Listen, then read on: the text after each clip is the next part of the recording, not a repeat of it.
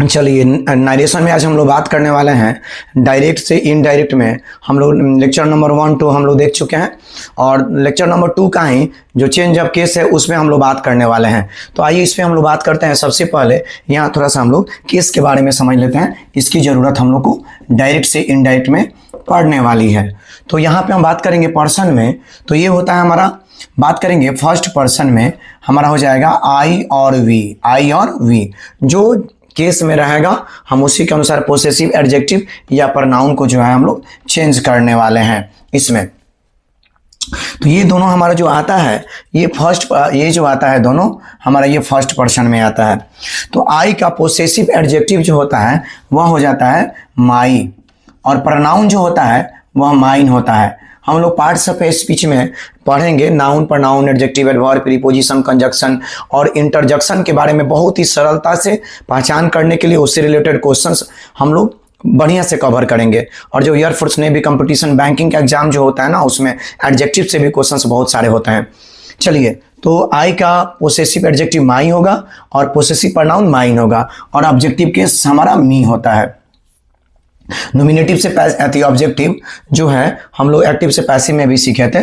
तो हमेशा याद रखेंगे कि सब्जेक्ट के रूप में आई और वी के जगह पर आई वी का प्रयोग करेंगे, यानी कंजक्शन डैट के बाद जो है आई और नोमिनेटिव केस का ही प्रयोग करेंगे, है ना। तो अब बताइए, वी का पोसेसिव एडजेक्टिव होता है आवर और इसका प्रनाउन हो जाएगा आवर्स और ऑब्जेक्टिव केस अस होता है, इसको याद कर लेंगे। अब यहाँ बात करेंगे सेकंड पर्सन हमारा, तो सेकंड पर्सन एक ही होता है यू। तो यू का पोसेसिव एडजेक्टिव याद रखिएगा योर, क्या होता है, योर होता है। और पोसेसिव प्रनाउन के बारे में बात करेंगे इसका, तो योर्स हो जाएगा। इसकी हमें जरूरत पड़ने वाली है और इसका ऑब्जेक्टिव केस भी यू का यू ही होता है। अब हम बात करने वाले हैं यहाँ पे थर्ड पर्सन के बारे में। किसके बारे में, थर्ड पर्सन के बारे में हम लोग बात करने वाले हैं। तो थर्ड पर्सन में यहाँ पे हम बात करेंगे कि थर्ड पर्सन हमारा ही होता है, सी होता है, उसके बाद दे होगा, दे के बाद हमारा इट होता है। तो आइए, ये जो होता है डायरेक्ट से इनडायरेक्ट जब बनाएंगे तो इसमें कोई चेंजेस हमारा नहीं होता है। तो ही का पोसेसिव एडजेक्टिव हीज लिखेंगे, पोसेसिव प्रनाउन भी हीज ही होता है, ऑब्जेक्टिव केस इसका हिम होता है। सी का हर होता है और हर्स हो जाएगा और इसका नोमिनेटिव केस, ऑब्जेक्टिव केस हर हो जाएगा। दे का पोसेसिव एडजेक्टिव जो होगा वो दियर होगा, आप प्रनाउन जो होता है हमारा इसका दियर्स होता है और ऑब्जेक्टिव केस देम होता है, इसको आप लोग याद कर लेंगे। उसके बाद हम बात करेंगे ईट का पोसेसिव एडजेक्टिव इट्स होता है। क्या होता है, ईट का पोसेसिव एडजेक्टिव जो होता है वो इट्स होता है और बाकी इसमें इसका पोसेसिव प्रनाउन छोड़ देंगे और ऑब्जेक्टिव इट होता है। तो याद रखना पड़ेगा ये वाला, ताकि नरेशन हमारा बेहतर से हो सके। चलिए, अब हम लोग चेंज ऑफ केस वाला थोड़ा सा देखते हैं रूल के अनुसार और उसके बाद हम लोग ढेर सारे क्वेश्चंस जो है वो करने वाले हैं। तो यहाँ पे हम लोग बात करेंगे, एक एग्जांपल आपको मैं दे देता हूँ डायरेक्ट में कि ही सेज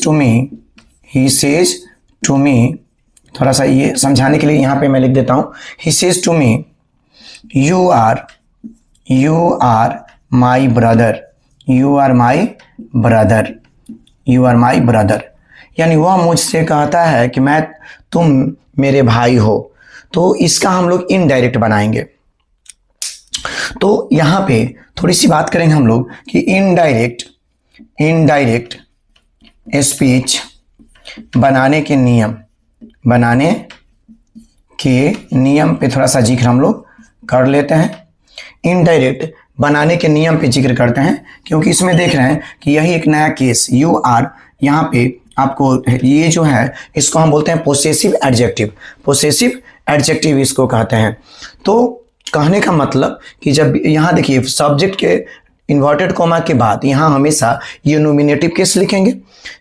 यू होगा फर्स्ट पर्सन के अनुसार बदलेगा तो आई लिखेंगे और लास्ट में हमेशा ये वाला ऑब्जेक्टिव केस जो रहेगा यू रहेगा तो मी के जगह पे क्या हो जाएगा, यू हो जाएगा। अगर यू रहेगा तो मी हो जाएगा। तो जैसी जरूरत पड़ेगी वैसे हम लोग बदलने का काम जो है वो करने वाले हैं। और इसके बीच में जैसे देख रहे हैं यहाँ पे ये पोसेसिव एडजेक्टिव या प्रनाउन हमारा मिलने वाला है।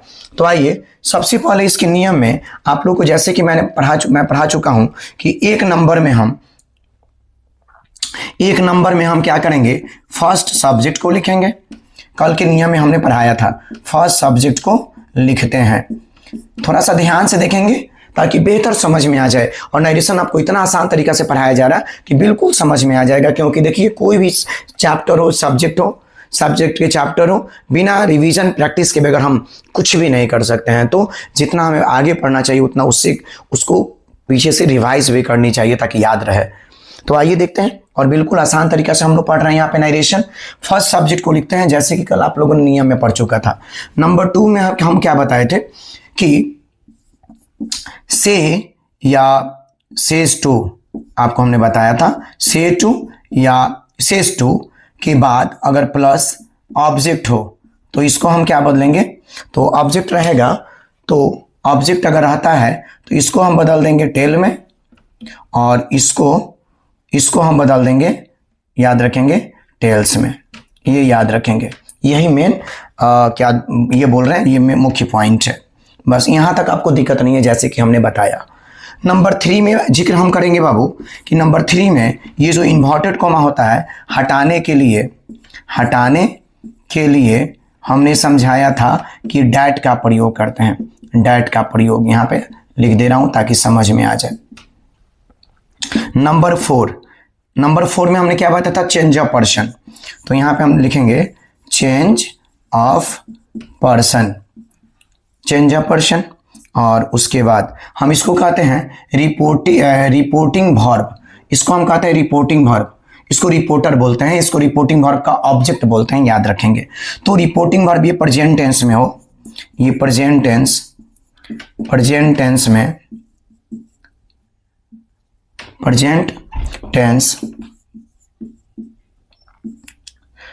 में हो तो ये रिपोर्टेड स्पीच नहीं बदलता है, रिपोर्टेड स्पीच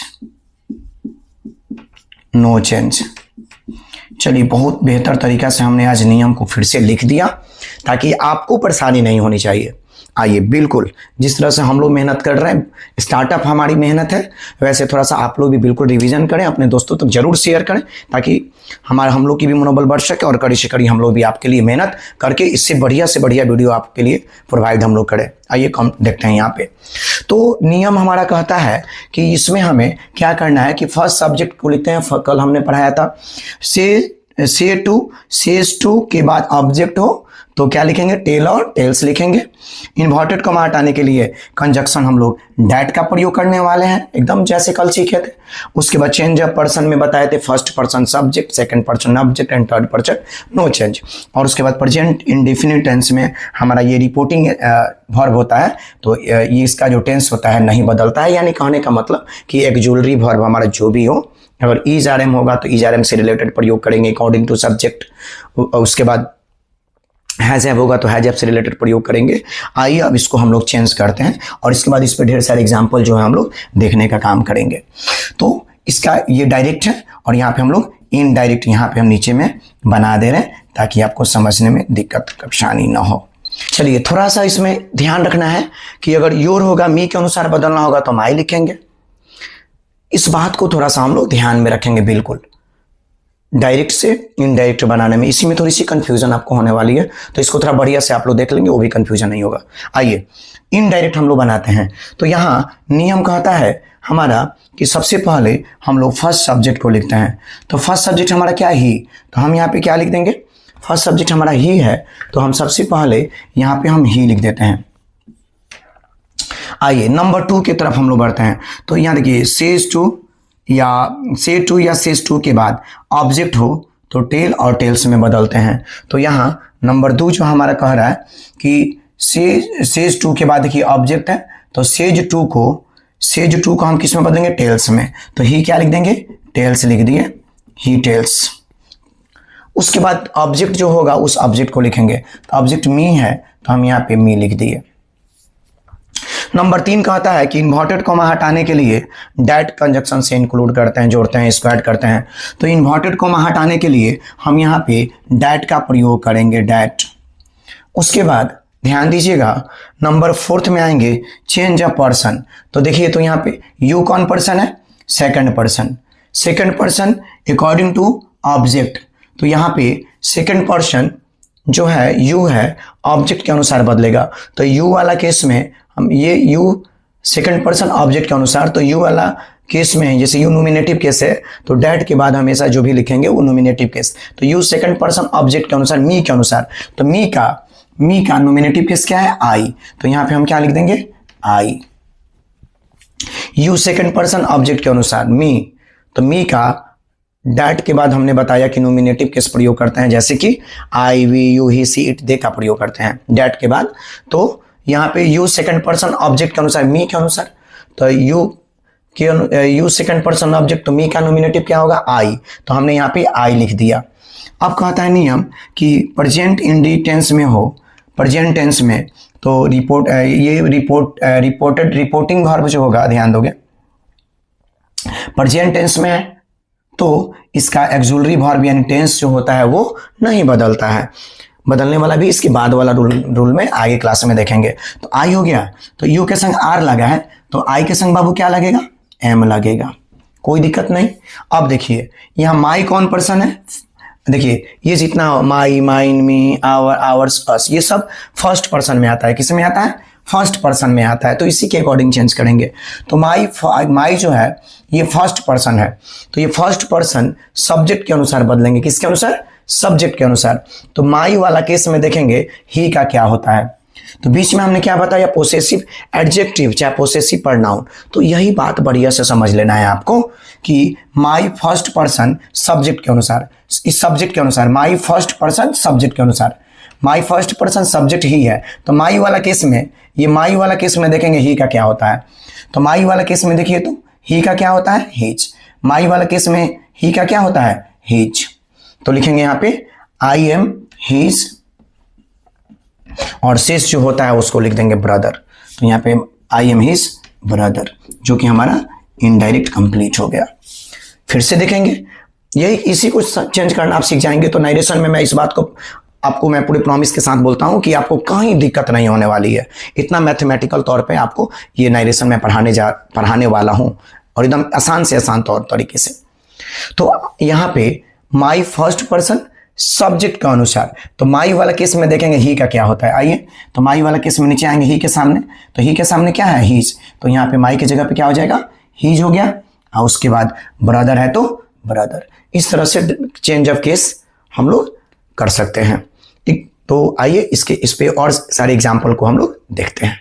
चलिए अब हम लोग इस आधार पर, चेंज ऑफ केस के आधार पर हम लोग जो है कुछ एग्जाम्पल देखने वाले हैं। चलिए आइए देखते हैं। तो यहाँ पे हमने कुछ एग्जाम्पल लिख रखा है कि डायरेक्ट यहाँ पे, तो ये हमारा इसको बनाना है इनडायरेक्ट, इसका इनडायरेक्ट बनाना है। तो चलिए आइए हम लोग देखते हैं।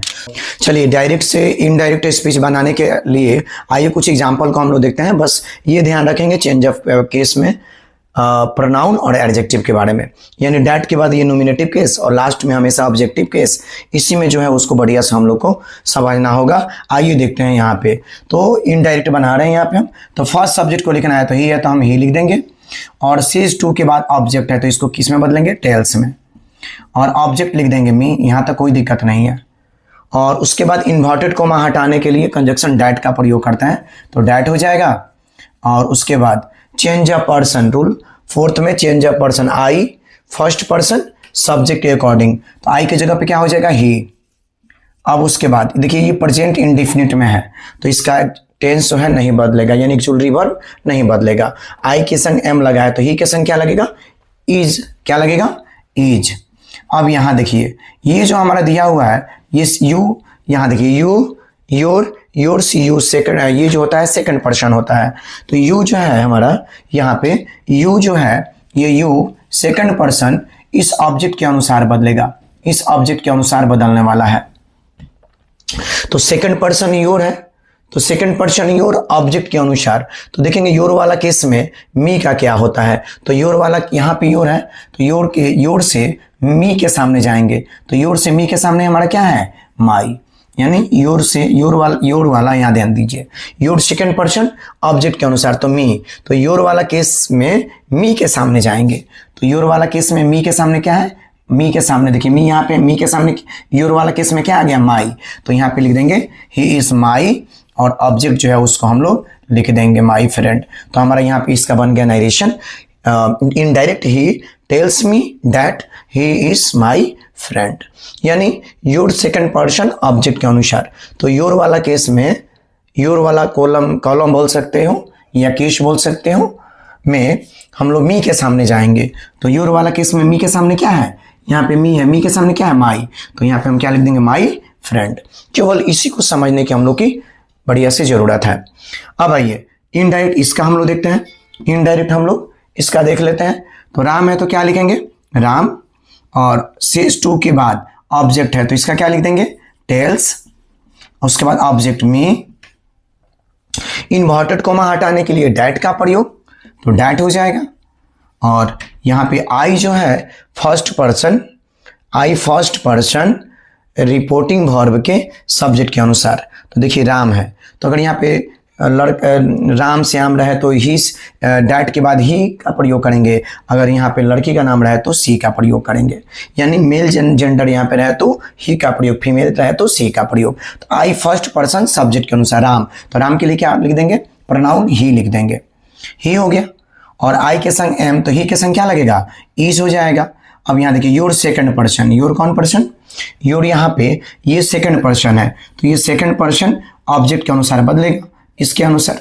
तो योर वाला केस में देखेंगे मी का क्या होता है, तो योर वाला केस में मी का, मी के सामने क्या है, माई, तो यहाँ पे लिख देंगे हम लोग माई, किसका प्रयोग, माई, और उसके बाद फ्रेंड। थोड़ा सा यही ध्यान देना है, और इसके बाद से बिल्कुल और इससे भी आसान तौर तरीके से हम लोग और एग्जाम्पल को करेंगे। अब यहाँ बात करेंगे, यहाँ पे इसका इनडायरेक्ट हम लोग देख लेते हैं। इनडायरेक्ट तो सीता है तो क्या लिखेंगे, सीता। सेज टू के बाद ऑब्जेक्ट है तो इसको किस में बदलेंगे, नियम जैसे बताया टेल्स में बदलेंगे। ऑब्जेक्ट राम है तो राम लिख देंगे, यहाँ तो कोई दिक्कत नहीं है, आप सबको कोई दिक्कत नहीं होनी चाहिए। अब देखिए ये इन्वर्टेड कोमा हटाने के लिए किसका प्रयोग बताए थे, डैट, तो डैट लिख देंगे। अब आई फर्स्ट पर्सन सब्जेक्ट के अनुसार, तो आई फर्स्ट पर्सन सब्जेक्ट के अनुसार, इसके अनुसार, तो लड़की का नाम है सीता, फीमेल जेंडर है तो इसके लिए क्या प्रयोग करेंगे, सी। अगर राम श्याम रहता तो ही, तो यहाँ सीता है तो इसलिए क्या लिखेंगे, सी। और ये प्रेजेंट इंडेफिनिट में है तो इसका टेंस नहीं बदलेगा, आई के संग एम तो सी के संग क्या होगा, इज। अब आइए यहाँ पे योर, योर जो है, योर हम यहाँ देख रहे हैं कि योर जो है सेकंड पर्सन, कौन person, second person. Second person किसके अनुसार, ऑब्जेक्ट के अनुसार, तो इसके बदला में हम लोग प्रोनाउन क्या लेंगे, ही, क्या लेंगे, ही। तो योर सेकंड पर्सन ऑब्जेक्ट के अनुसार, तो योर वाला केस में देखेंगे ही का क्या होता है, तो योर वाला केस में ही के सामने आएंगे तो कि योर वाला केस में ही के सामने क्या है, हिज, तो योर वाला केस में ही का हम क्या लिखेंगे, हिज, तो लिख देंगे यहाँ पे हिज, सॉरी हिज और फ्रेंड। चलिए इसको रेड से ही लिख दिए, कोई बात नहीं, देख लेंगे आपसे।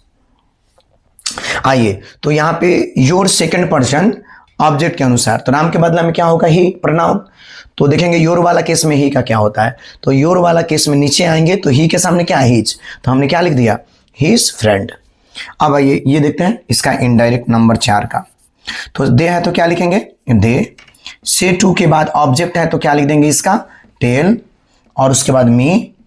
इन्वर्टेड कोमा हटाने के लिए जैसे कि आपको बताया डैट, और ये प्रेजेंट टेंस में है, वी हेल्प यू, हम लोग आपकी मदद करते हैं, तो ये प्रेजेंट इंडेफिनिट में है तो इसको प्रेजेंट इंडेफिनिट में ही लिखेंगे, तो डैट हो गया। अब आएंगे वी, यहाँ पे वी देख रहे हैं कि ये फर्स्ट सब्जेक्ट है तो सब्जेक्ट के अनुसार, तो वी के जगह पर हमारा क्या होगा, दे, वी के जगह पे क्या होगा, दे हो जाएगा। अब देखिए दे, इसका टेंस हमारा नहीं बदलेगा तो दे के संग हेल्प ही लगता है, भी वन ही होता है। अब आइए यहाँ पर यू सेकंड पर्सन, यू कौन person, second person. Second person किसके अनुसार, ऑब्जेक्ट के अनुसार, तो सेकंड पर्सन रिपोर्टिंग वर्ब के ऑब्जेक्ट, तो रिपोर्टिंग वर्ब का ऑब्जेक्ट मी है, तो you second person, you second person object के अनुसार, तो यू यहाँ पे ये सेकंड पर्सन है तो ये बदलेगा इस ऑब्जेक्ट के अनुसार, तो यू के जगह पर क्या हो जाएगा, मी, क्योंकि लास्ट में हमने क्या बताया कि ये यू के जगह पर क्या लिख देंगे, मी, यानी नोमिनेटिव ऑब्जेक्टिव कैसे लिखेंगे, तो यू सेकंड पर्सन ऑब्जेक्ट के अनुसार मी है तो यहाँ पे मी लिख देंगे। हमारा ये नरेशन कंप्लीट हो गया।